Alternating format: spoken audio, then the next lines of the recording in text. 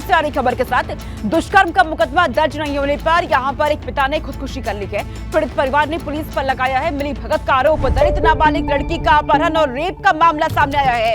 लड़की के परिजनों का आरोप है कि 8 मई की रात गांव के ही रहने वाले दबंग राहुल, शेखर, रोहित, मनोज नाम के 4 लड़कों ने मिलकर के नाबालिग लड़की का अपहरण कर लिया था। लड़की को किच्छा उधम सिंह नगर में अपने बुआ के घर ले गए और कमरे में बंद करके राहुल नाम के आरोपी ने दुष्कर्म यहां पर किया और फिर अगली सुबह राहुल के फूफा मनोज ने पीड़ित लड़की को रास्ते में छोड़ दिया। और इसके बाद पिता जब इस पूरे मामले को लेकर के पुलिस के पास पहुंचते हैं, मुकदमा दर्ज कराने पहुंचते हैं, तो वहां पर कोई मुकदमा दर्ज नहीं हुआ, जिसको लेकर के यहाँ पिता ने ही खुदकुशी कर ली है। पीड़ित परिवार ने पुलिस पर मिली भगत के आरोप यहाँ पे लगाए हैं। दलित नाबालिग लड़की का अपहरण और रेप का ये पूरा मामला है, जहां पर गांव के रहने वाले 4 युवकों ने लड़की को पहले अपहरण किया, उसके बाद अपने बुआ के घर उधम सिंह नगर ले गए, वहां पर लड़की का रेप किया गया और फिर बीच रास्ते उसे छोड़ दिया गया। और लेकिन इस पूरे मामले में जब परिजन पुलिस के पास पहुंचते हैं शिकायत दर्ज कराने के लिए, अपनी न्याय की गुहार लेकर के वहां पहुंचे, तो पुलिस की तरफ से कोई मुकदमा दर्ज नहीं किया गया। इसको लेकर के पिता बेहद परेशान और अंत में जाकर के खुदकुशी कर ली है। पुलिस प्रशासन के इस रवैये को देख करके यहाँ पर पिता ने ही खुदकुशी कर ली है, फांसी लगा करके जान दे दी। ये जानकारी सामने आ पा रही है। दबंगों को बचाने के आरोप यहाँ पे लगी है कि पुलिस की तरफ से दबंगों को बचाया गया। पीड़ित परिवार जब पुलिस के पास पहुंचा इस पूरे मामले को लेकर, शिकायत दर्ज कराने को लेकर, मुकदमा दर्ज कराने को लेकर, लेकिन पुलिस की तरफ से कोई सुनवाई नहीं की गई।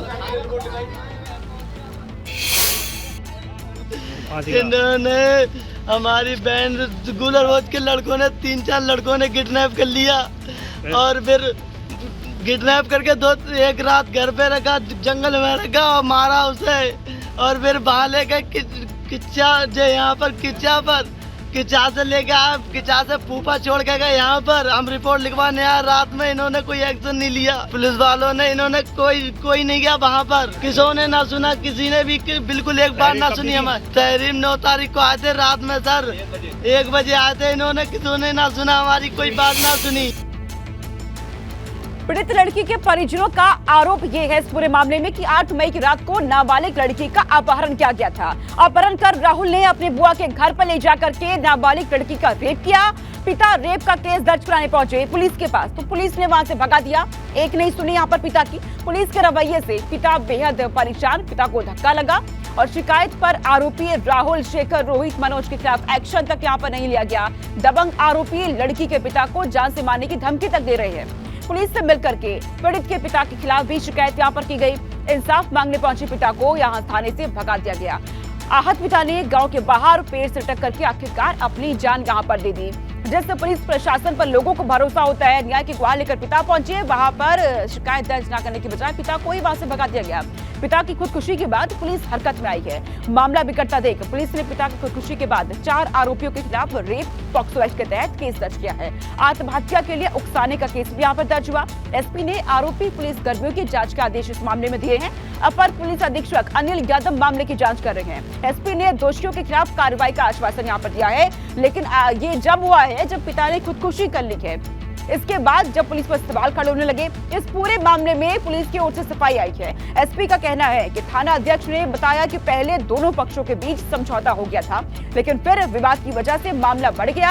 हालांकि एसपी ने 24 घंटे में जांच रिपोर्ट मांगी है और आरोपी पुलिस कर्मियों के खिलाफ कार्रवाई की मांग की है। 1 हफ्ते 10 दिन पहले ये एक गायब हो गई थी, जिसके संबंध में इन्होंने थाने पर आकर सूचना दी थी। एक ही दिन बाद, करीब 24 घंटे बाद ही उस लड़की को और जिस लड़के के साथ वो गई थी, उन दोनों को लड़की के मामा द्वारा थाने पर लाया गया था और उसमें उन दोनों पक्षों द्वारा आपस में ऐसा ज्ञात हुआ है कि समझौता कर लिया गया था, जो थानाध्यक्ष द्वारा बताया गया है। आपस में बाद में किसी बात को लेकर इनमें आपस में झगड़ा हुआ और कहासुनी हुई, जिससे कि ये जो व्यक्ति था इसके द्वारा इसमें आत्महत्या कर ली गई है।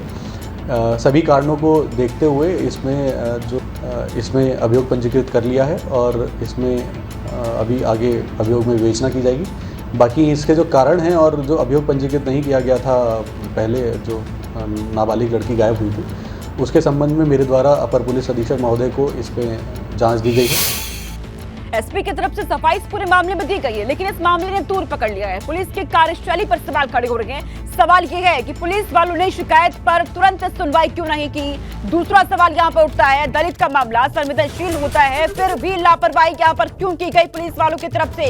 इतनी बड़ी लापरवाही कि पिता ने खुदकुशी तक यहाँ पर कर ली है। क्या सचमुच पुलिस मामले को दबाना चाहती थी? क्योंकि पुलिस की कार्यशैली पर यहाँ पर बड़े सवाल अब खड़े हो रहे हैं। क्या रेप के आरोपियों के साथ पुलिस की मिलीभगत थी? ये भी सवाल यहाँ पर है। सवाल ये भी है कि नाबालिग लड़की का अपहरण और रेप मामले का सच कब तक सामने आएगा?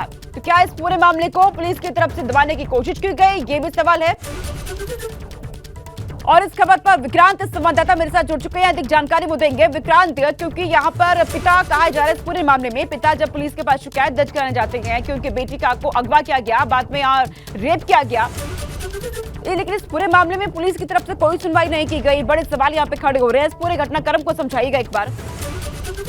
जिस तरीके से मामला सामने निकल कर आया है कि एक बेटी के लिए न्याय मांगने एक पिता थाने पहुंचता है और उसको न्याय ना मिलता है, तो उसके बाद में जो पिता है वो क्षुब्ध होकर पुलिस की कार्रवाई, जो पुलिस की कार्यशैली है उससे परेशान होकर वो आत्महत्या कर लेता है। उसके बाद पुलिस हरकत में आती है, तो कहीं ना कहीं पुलिस की जो हरकत है वो शर्मनाक है। जो कार्यशैली है उस पर तमाम सवाल खड़े होते हैं। हालांकि जब मामला मृतक का बेटा आरोप लगाता है, उसके बाद जब घटनाक्रम होता है उसके बाद पुलिस हरकत में आती है और आरोपी के खिलाफ मुकदमा दर्ज करके अब पुलिस अधीक्षक कार्रवाई की बात करते नजर आ रहा है। लेकिन अभी तक दोषियों पर कोई कार्रवाई होती नजर नहीं आ रही है। तो कहीं ना कहीं जो पुलिस की कार्यशैली है उस पर अपने आप में एक बड़ा सवाल खड़ा करता है कि आखिर किस तरीके से जो पुलिस शासन का दावा पेश करती है, अपराध मुक्त का दावा पेश करती है, तो कहीं ना कहीं पुलिस पर सवाल जो है वो लाजमी है।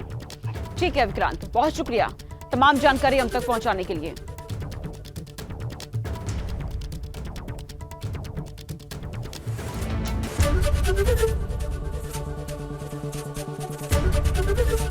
एबीपी गंगा, खबर आपकी, जुबान आपकी।